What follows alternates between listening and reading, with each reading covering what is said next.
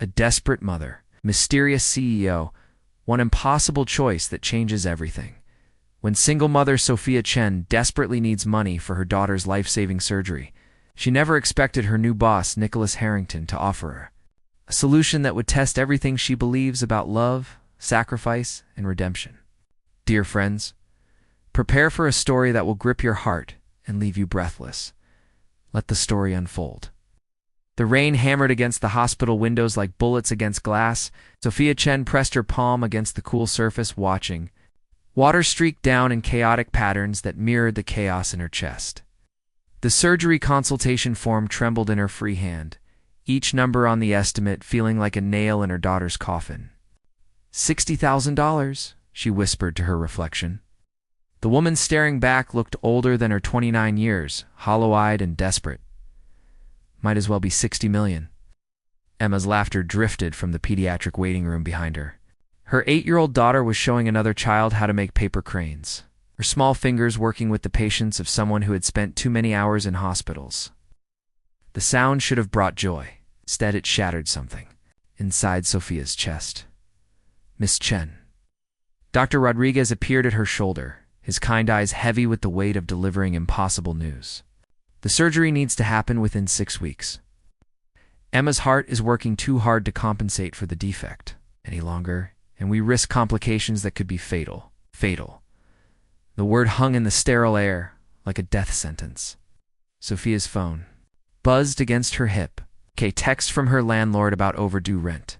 Another from the electric company. The medical bills from Emma's last emergency visit. Each notification was another thread in the noose tightening around her throat. I understand, she managed, though understanding and accepting were two different countries separated by an ocean of impossibility. Back at Harrington Industries, Sophia stared at her computer screen without seeing the numbers. The quarterly reports blurred together, meaningless data when her daughter's life hung in the balance. She had given this company for years of her life, working overtime, missing Emma's school plays, sacrificing everything for a promotion that kept getting pushed back. You look like hell, James Parker observed, settling into the chair beside her desk with 2 cups of coffee. At 42, he had the weathered look of a man who had seen too many corporate battles. His gray eyes held the kind of understanding that came from being a parent himself. Feel worse, Sophia admitted, accepting the coffee gratefully. The warmth seeped through her fingers, a small comfort in the storm of her thoughts. Talk to me. So she did. Yeah. Everything spilled out in a rush of words and tears she had been holding back for weeks. Emma's condition, the surgery, the impossible timeline, the money she didn't have and couldn't borrow. James listened without judgment, his expression growing more troubled with each detail. There has to be something, he said finally. Charity organizations, hospital payment plans, medical, loans. I've tried everything. Sophia's voice cracked. Emma doesn't have time for bureaucracy and fundraisers. She needs surgery now. That afternoon, an email arrived that changed everything. Meeting request from the new CEO, Nicholas Harrington. The subject line was simple. Regarding your future at Harrington Industries. Sophia had never met the man who had purchased the company 3 months ago. He was a phantom in an expensive suit spoken of in whispers and speculation. Some said he was brilliant. Others called him ruthless. Everyone agreed he was dangerous. The executive floor felt like entering another dimension. Marble floors reflected crystal chandeliers and original artwork-lined walls that probably cost more than most people's houses. This was a world where $60,000 was pocket change, where problems like hers were solved with the stroke of a pen. Nicholas Harrington's office commanded a view of the entire city. Floor-to-ceiling windows revealed Manhattan spread out like a glittering circuit board, beautiful and cold. The man behind the mahogany desk was younger than she had expected. Maybe 35, with the kind of presence that filled a room without effort. His dark hair was styled with casual precision, and his gray eyes seemed to dissect everything they observed. Miss Chen. His voice carried traces of an accent she couldn't place, cultured and precise. I've been looking forward to this meeting. Something in his tone made her skin crawl and her pulse quicken simultaneously. There was a predatory quality to his attention, as if she were prey that had finally wandered into his trap. Thank you for seeing me, Mr. Harrington. She kept her voice professional, despite the way he was looking at her. Like he could see through her clothes, her skin, her soul. I'm aware of your personal situation, he continued, leaning back in his chair. Your daughter's medical condition. The financial pressure you're under? It's the desperation that brought you to my attention? Sophia's blood turned to ice water. I don't understand. Nicholas smiled, and the expression transformed his face from businessman to something far more dangerous. I have a proposition for you. One that could solve all of your problems in a single evening. He stood and walked around his desk, coming to lean against it directly in front of her. The proximity was intimate and inappropriate, violating every standard of professional conduct she had ever known. One night, he said, his voice dropping to barely above a whisper. Dinner, conversation, and whatever develops naturally between two consenting adults. In exchange, I'll personally cover your daughter's medical expenses. All of them. Tonight. The office seemed to tilt on its axis. Sophia's mouth went dry as she processed his words. The offer was simultaneously salvation and damnation, wrapped in silk and poison. That's sexual harassment, she managed, her voice stronger than she felt. It's a business proposition between adults, Nicholas corrected smoothly. You're free to decline, of course, though I should mention that the company is planning significant restructuring. Your department might not survive the cuts. The threat was subtle, but unmistakable. Accept his offer, or lose everything. The photograph of Emma in her wallet seemed to burn against her chest, a constant reminder of what was at stake. Time to think about this, Sophia said, standing despite her shaking legs. Of course, Nicholas returned to his chair with casual confidence, but don't take too long. Your daughter's condition doesn't wait for anyone's moral certainties. Sophia reached the door. He called out one final time. Miss Chen, the offer expires at midnight. After that, you'll be on your own. The elevator descended like a coffin sinking into the earth. Sophia pressed her back against the mirrored wall, watching her reflection fracture into 1,000 broken pieces. Each floor that passed marked another step away from salvation and deeper into a moral abyss she had never imagined exploring. Her phone buzzed. A text from Emma's school nurse. Emma had another episode during recess. Please call when you can. The words hit like physical blows. Her daughter's condition was deteriorating faster than anyone had predicted. 6 weeks had become 4, maybe less. Time was a luxury she couldn't afford, and Nicholas Harrington knew it. Back at her desk, Sophia tried to focus on quarterly reports, but the numbers swam before her eyes like oil on water. Every calculation led back to the same impossible equation. Her dignity versus her daughter's life? You look like you've seen a ghost, James observed, appearing beside her cubicle with his usual cup of terrible coffee and concerned expression. Maybe I have, Sophia muttered, staring at her computer screen without seeing it. James studied her face with the intensity of someone who had known her for 4 years, who had watched her work through single motherhood, financial struggles, and corporate politics with unwavering determination. Whatever he saw there made his own expression darken. What happened in that meeting? Nothing I can talk about. The lie tasted like ash in her mouth. Sophia. James pulled up a chair, lowering his voice.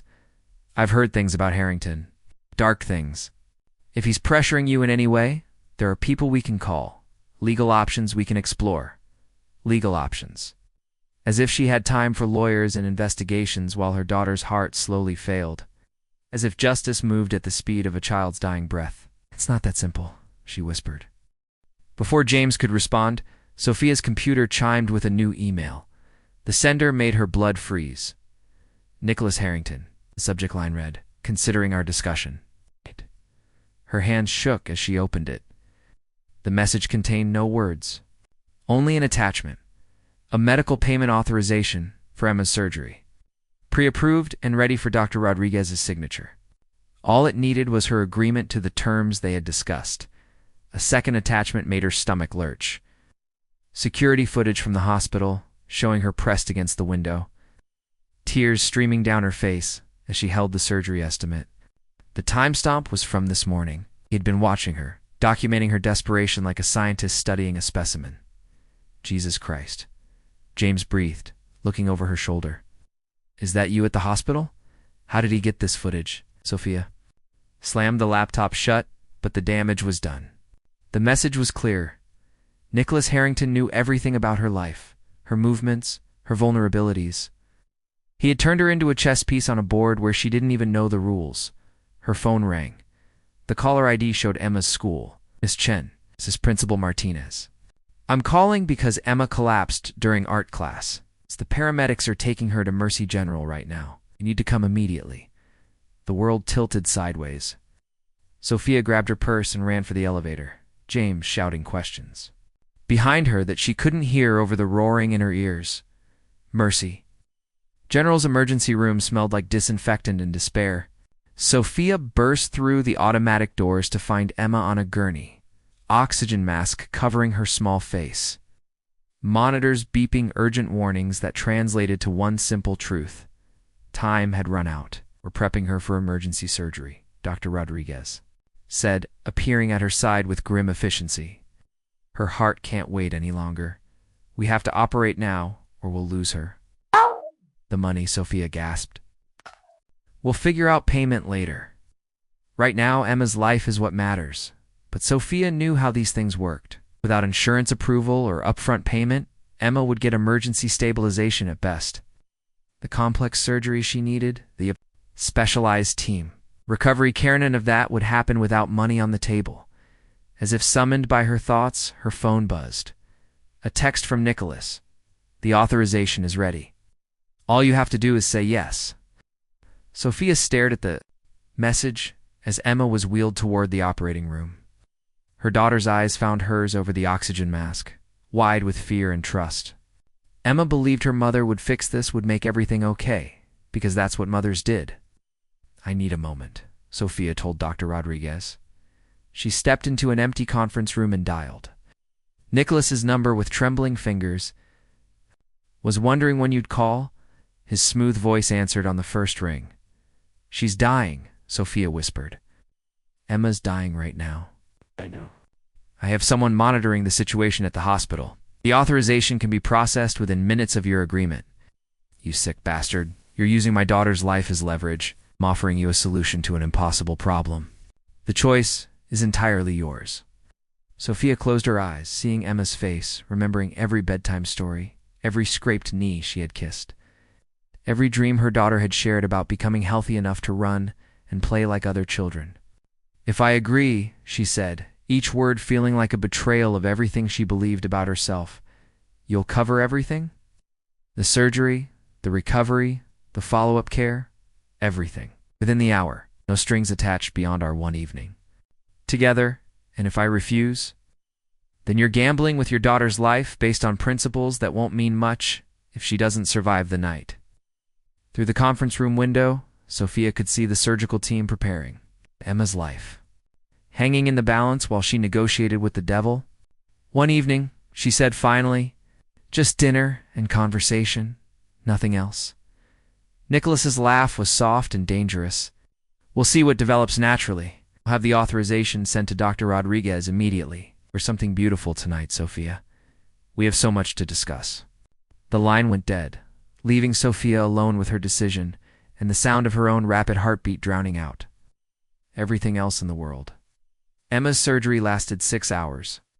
Sophia spent every minute in the waiting room, watching the clock tick toward her evening with Nicholas Harrington like a countdown to her own execution.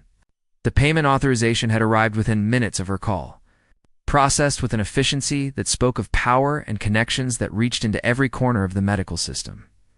Dr. Rodriguez emerged at 8:47 p.m., surgical mask hanging around, his neck exhaustion etched into every line of his face. The surgery was successful.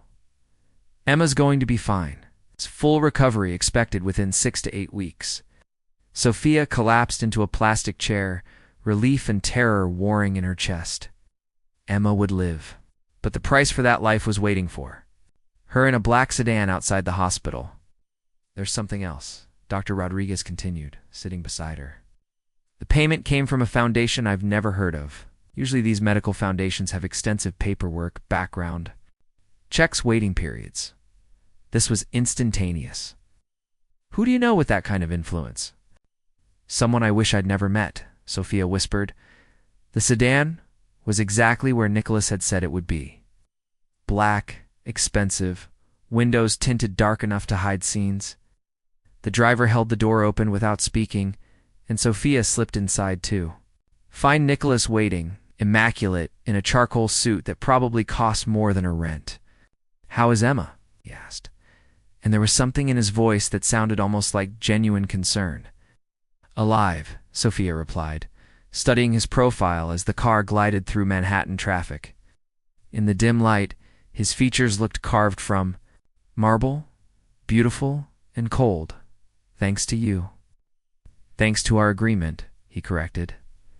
Which brings us to tonight. The restaurant was the kind of place Sophia had only read about in magazines. La Bernardine, Michelin stars and reservations booked. Months in advance. The maître d' greeted Nicholas by name, leading them to a private table overlooking the city lights. You didn't have to go to all this trouble, Sophia said, feeling underdressed despite the black dress she had borrowed from her neighbor. Conversation could happen anywhere. But seduction requires the right setting, Nicholas replied, pouring wine that probably costs more than her car. I didn't agree to seduction. You agreed to see what develops naturally. His gray eyes held. Hers across the candlelit table. Tell me about yourself, Sophia. Beyond the desperate mother, beyond the struggling employee. Who were you before life forced you into corners? The question caught her off guard. When was the last time someone had asked about her dreams rather than her problems? I wanted to be a teacher, she found herself saying. Elementary school? I love watching children discover that they're capable of more than they imagined. What stopped you? Life, pregnancy, bills, the usual story of dreams deferred until they disappear entirely. Nicholas leaned forward, and the intensity of his attention was like standing too close to a fire.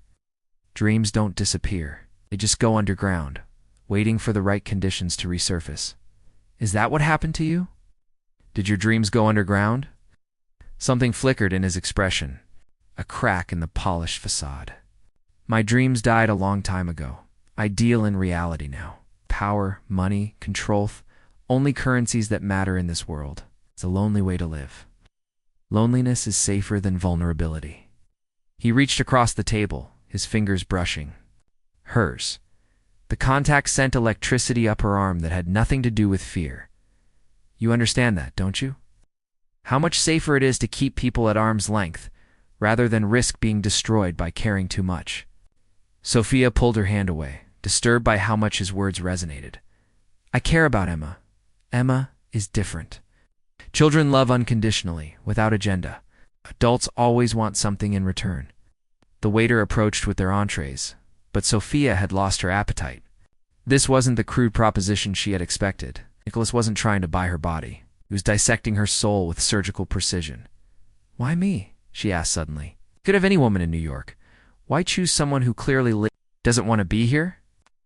Nicholas set down his wine glass, and for a moment, his carefully constructed mask slipped entirely. What she saw underneath was raw and damaged, a man who had been hurt so deeply that he had rebuilt himself as a weapon.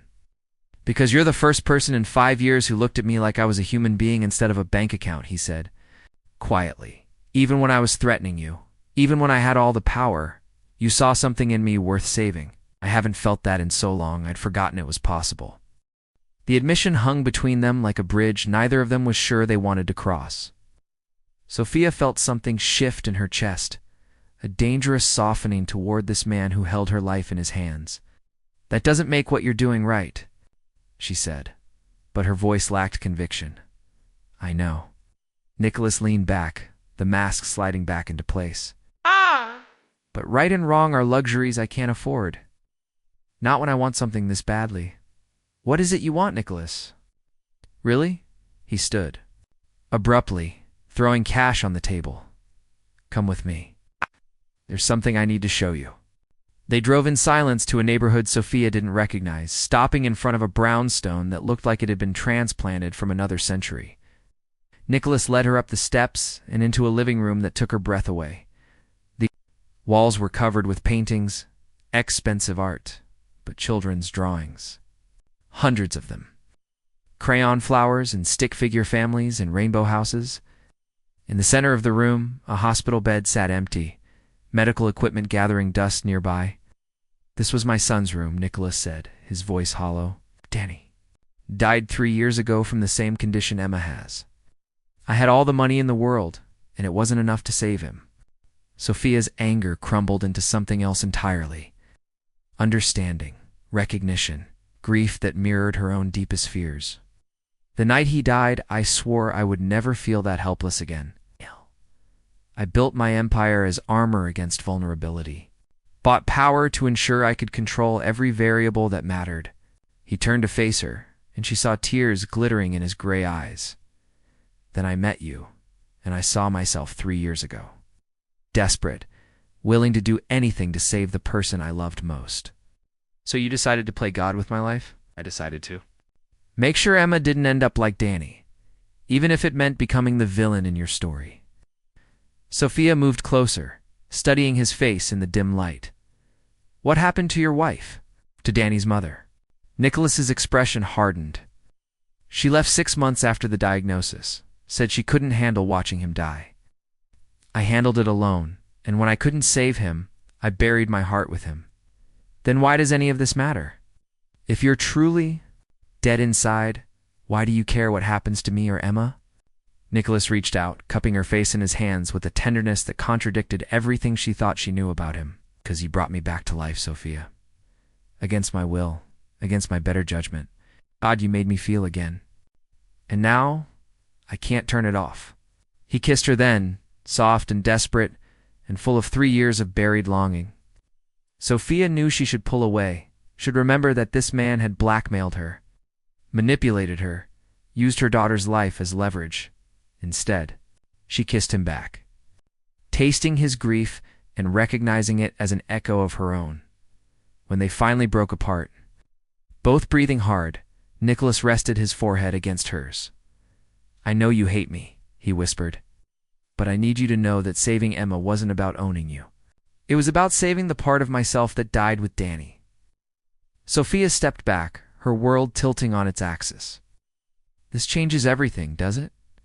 Before she could answer, her phone rang. James's name flashed on the screen, and something in her expression made Nicholas's face go cold. "Don't answer it," he said, but Sophia was already swiping to accept the call. James's voice came through, tinged with panic and fury. "Sophia, where are you? I've been digging into Harrington's background, and you need to know the truth about who you're dealing with. It's not just a CEO. He's been investigated by the FBI for human trafficking. It's money laundering and corporate espionage. 3 women have filed sexual harassment complaints against him in the past 2 years, and they all mysteriously dropped their cases after receiving large settlements." Nicholas's face had gone completely still, and Sophia realized with growing horror that everything she thought she knew about this evening had just exploded into pieces around her feet. "James," she whispered into the phone, "call the police. Tell them I meant." Nicholas moved faster than she could react, taking the phone from her hands and ending the call with casual efficiency. "That was unfortunate," he said, his voice returning to the cold, controlled tone she remembered from their first meeting. "I had hoped we could do this the easy way." The temperature in the room plummeted. Sophia watched Nicholas transform before her eyes, the grieving father dissolving into something predatory and calculating. The children's drawings on the walls now felt like props in an elaborate performance, and she wondered how much of his story about Danny had been real. The easy way. Sophia backed toward the door, her heart hammering against her ribs. What exactly is the hard way? Nicholas pocketed her phone with casual efficiency, his gray eyes now cold as winter steel. "The way where your friend James suffers consequences for his curiosity. The way where Emma's medical care suddenly becomes unavailable due to insurance. Complications. It's the way where you disappear entirely, leaving your daughter alone in the world. You're threatening to kill me." The words came out steadier than she felt. "I'm explaining the natural progression of events when people don't honor their agreements." He moved closer, and she could smell his expensive cologne mixed with something darker. You think those FBI investigations your friend mentioned were coincidences? People who cross me have a tendency to develop problems, fatal ones. Sophia's mind raced, cataloging exits and weapons, calculating distances and odds. The front door was 15 feet away, but Nicholas stood between her and freedom. The kitchen might have knives, but she'd have to get past him first. Danny was real, she said suddenly, stalling for time. I can see it in your eyes when you talk about him. The grief is real, even if everything else is a lie. Something flickered in Nicholas's expression, but it was gone too quickly to identify. Danny died because I wasn't powerful enough to save him. Everything I've done since then has been about accumulating the kind of power that makes other people's children live, or die, based on my whims. So you've become exactly the kind of person who would have let Danny die. The words hit their target. Nicholas's composure cracked, rage bleeding through the careful mask. Don't you dare use my son against me. Why not? You're using my daughter. Against me. Before Nicholas could respond, the sound of sirens cut through the night air, distant but growing closer. His face went deadly calm, the kind of stillness that preceded violence. Your friend works faster than I anticipated, he said, pulling a gun from inside his jacket with practiced ease. Unfortunately for him, I have contingencies for every situation. Sophia's blood turned to ice water. James didn't call the police. He wouldn't risk Emma's safety like that. Then who? Nicholas moved to the window, peering through the curtains at the street below. What he saw there made his expression go nuclear. Clever girl. You've been playing a deeper game than I realized. I don't know what you're talking about. Nicholas turned back to her, and she saw something that might have been admiration warring with fury in his eyes. The medical foundation that paid for Emma's surgery? You researched it, didn't you? Found out it was a front for money laundering. Then you fed that information to someone who could use it.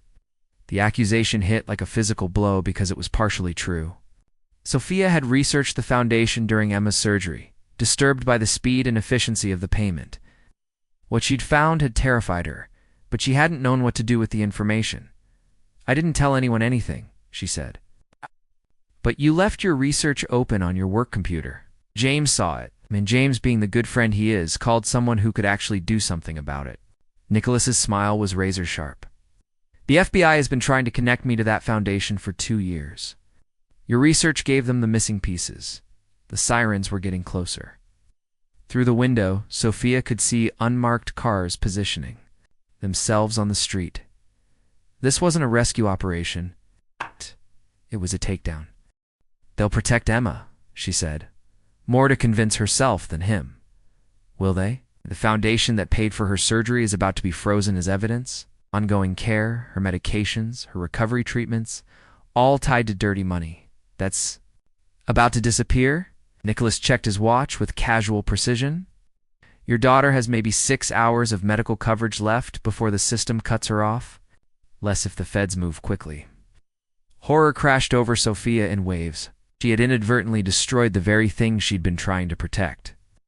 Emma's surgery was paid for, but her recovery, her follow-up care, her medications, all of it would vanish when the foundation was shuttered.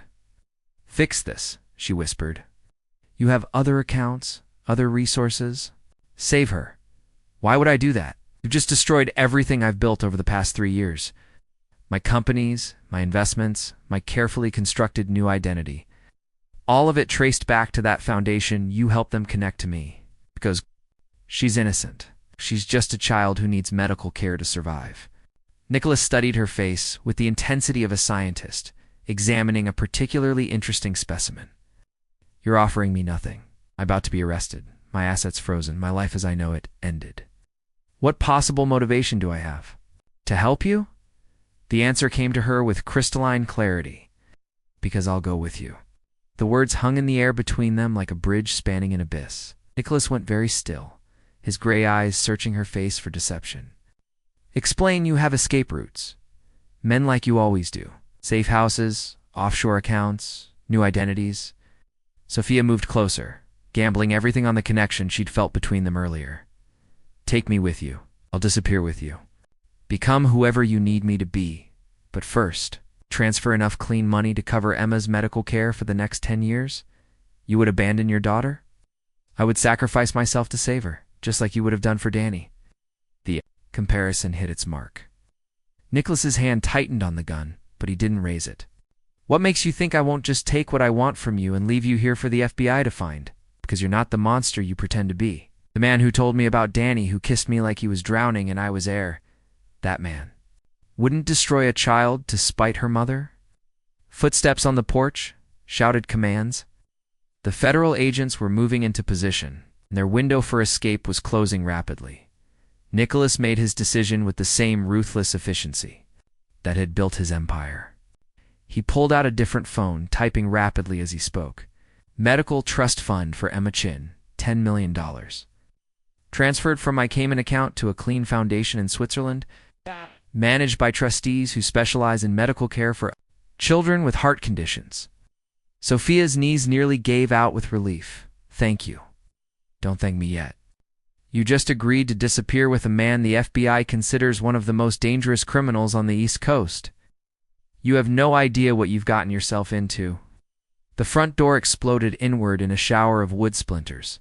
Tactical team members poured through the opening, weapons drawn.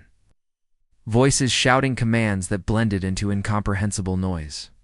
Nicholas grabbed Sophia's hand and pulled her toward the back of the house. If you're coming with me, move now. In 30 seconds, this place will be surrounded. Sophia looked back once at the children's drawings on the walls. At the evidence of a grief she now understood was real, even if everything else about Nicholas Harrington was a carefully constructed lie. Then she ran with him into the darkness, leaving behind everything she had ever known and everyone she had ever loved, carrying only the knowledge that Emma would live and the hope that her sacrifice would somehow prove to be worth the price.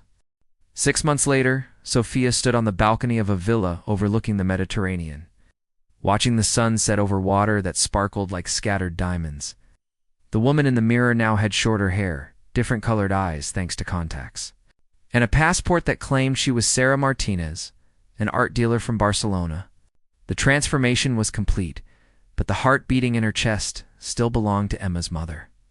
The money cleared, Nicholas said from the doorway behind her. His voice carried the weariness of a man who had lost everything and gained nothing. In return, Emma's trust fund is fully operational. The Swiss bank confirmed she'll have the best cardiac care available for the rest of her life. Sophia didn't turn around. She couldn't bear to look at him anymore without feeling the weight of everything she had sacrificed. How is she? Recovering beautifully. James sends updates through encrypted channels. She asks about you every day. Nicholas moved to stand beside her at the railing, careful not to touch her. She thinks you're working overseas for a medical charity. A noble lie. Better than the truth. They had been running for 6 months, staying ahead of Interpol and the FBI through a network of safe houses and false identities that spoke to just how deep Nicholas's resources ran.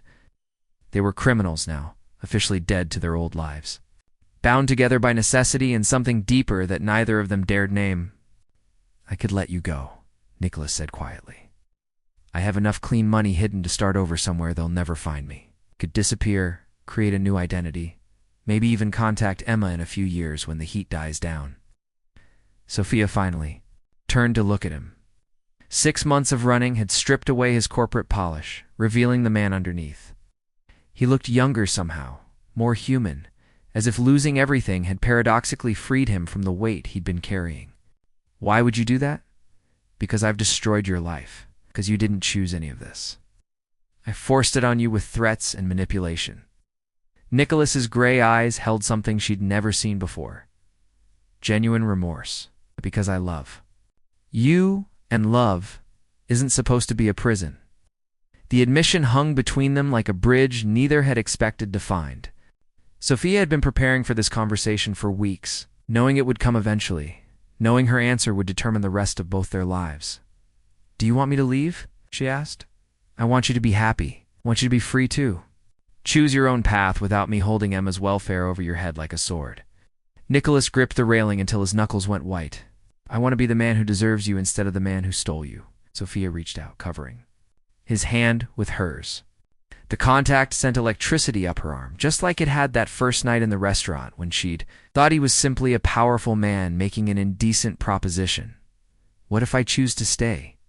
Nicholas went very still. Why would you do that? Because somewhere between hating you and running with you, I fell in love with the man you're becoming. The words came out steadier than she felt. Because the Nicholas who transfers money to children's charities without being asked, who wakes up screaming from nightmares about Danny, who holds me when I cry for Emma, that man is worth saving. I'm a criminal, Sophia. Everything I built was founded on blood money and human suffering. The FBI wasn't wrong about me, I know, but that's not who you are anymore. People can change, Nicholas. People can choose to be better than their worst moments. Nicholas pulled his hand free and walked to the other end of the balcony, as if proximity to her was dangerous. What about Emma? What about the life you're giving up? Emma is safe and healthy. She has James watching over her, good medical care, and enough money to guarantee her future. She'd grow up thinking her mother died a hero instead of knowing she was a coward who ran away with the man who threatened her. You're not a coward. And why does it feel like I'm running from the hardest choice instead of toward the right one? Nicholas turned back to her, and she saw tears glittering in his gray eyes. Because love isn't supposed to require this kind of sacrifice. Because choosing me means choosing a life of hiding and isolation and constant danger.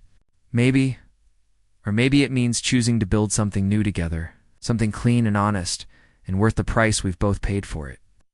They stared at each other across the balcony as the sun finished its descent into the sea, painting the sky in shades of gold and crimson that matched the intensity in Nicholas's eyes.